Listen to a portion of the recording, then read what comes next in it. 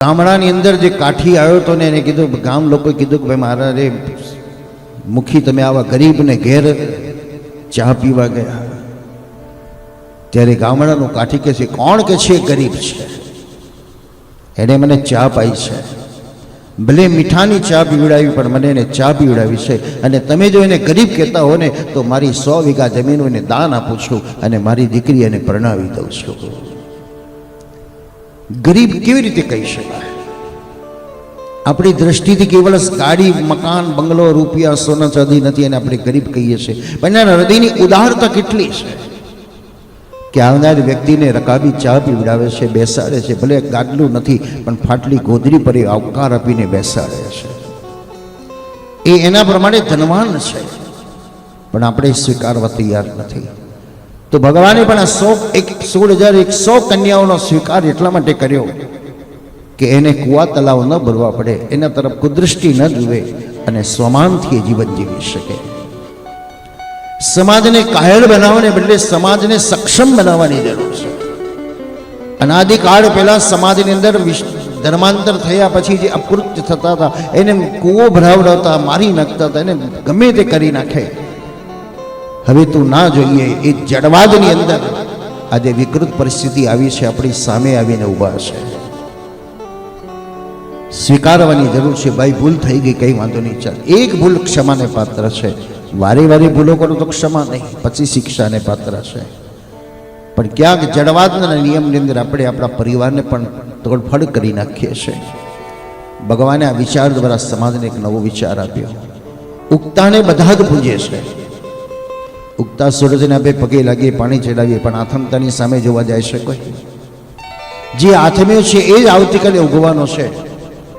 તો ભગવાન કહે છે કોઈ વ્યક્તિનું તમે ઈર્ષદ ન કરો, કોઈને ધુતકારો નહીં. આજે તમે જેને ગરીબ કહો છો એ આવતીકાલે સક્ષમ બનીને આવશે તો સલામ ભરવી પડશે.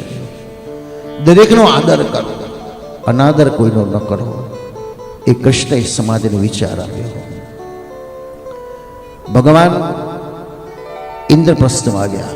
આ અંતિમ 3 કથા આવી જે મારા ને તમારા બધાના જીવનની 70 વર્ષના 80 વર્ષના જીવનની તો ઘણી બધી કથાઓ છે, પણ એક કથા હજુ સસ્પેન્સ છે. જન્મનું દુઃખ આપણે કોઈને કહી શકતા નથી.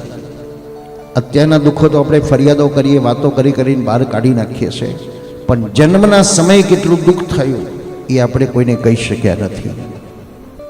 એવું જ એક દુઃખ બાકી છે જે આપણે અનુભવવાનું છે જો, પણ કોઈને કહી શકવાના નથી.